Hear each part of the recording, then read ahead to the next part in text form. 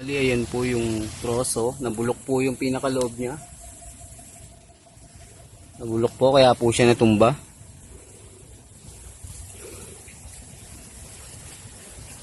Yan po. Itong season 2 na to, paano kaya ito magiging uling? Malaking trabaho po yan, sobrang laking trabaho nito.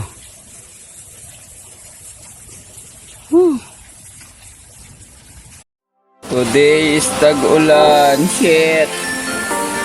Ang hirap pagka ganito. Mag-uuling pa kami. Pero okay lang. Thank you pa rin sa inyo. OC, diba?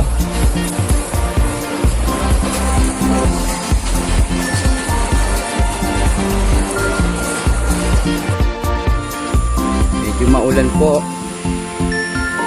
Tama ko po yung main source ng uling. Si Master Boche. Joey, natumba ng saging na tinanim, Joey. Nangyari doon? Walang tabon yan. Dapat tabon. Bali papunta na tayo sa mismo place ng ulingan natin. Good morning, Tay. Ayan, nakikita nyo yung season 2 natin. Paano kaya natin magagawang uling yung ganyang kalaki? Parang kailangan natin ng chainsaw Kaya hirap biglayin yan. Tatablayin. Nino, sino nakakontrata? Si Kuya Mayo pa rin yan. Papasok pa ba sa iba yan? Siyempre si Mayo pa rin yan.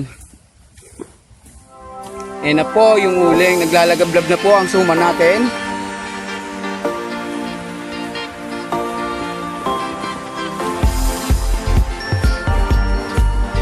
Yan po.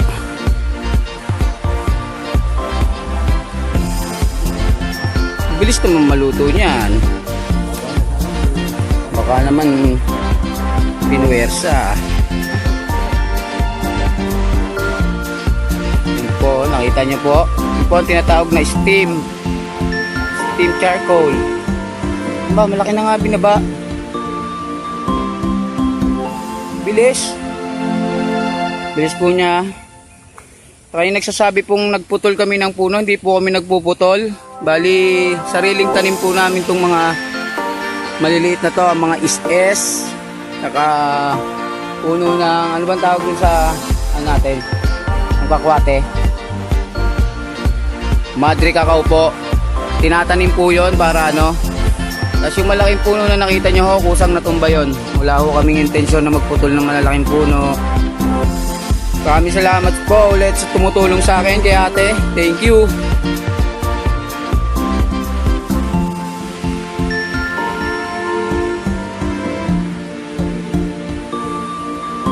Dalawa mismo gulong na malaki.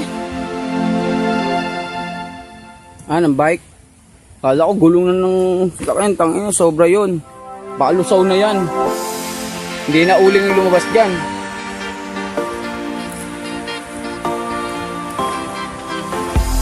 Sinaksakan nyo pa ng panibago ulit? O eto na lang?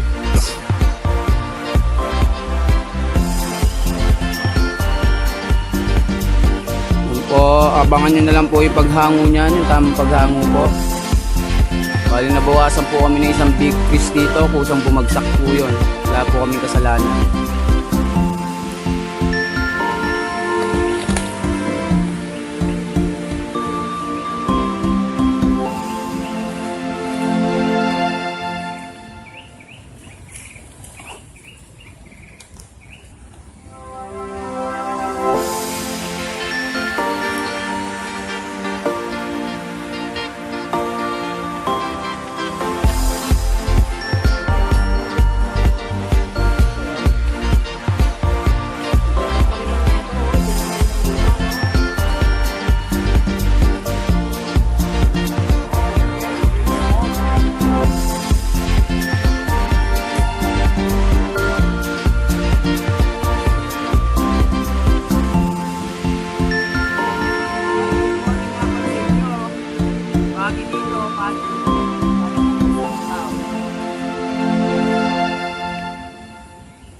Bali masama po sa baga yung usok nito ng uling steamboat.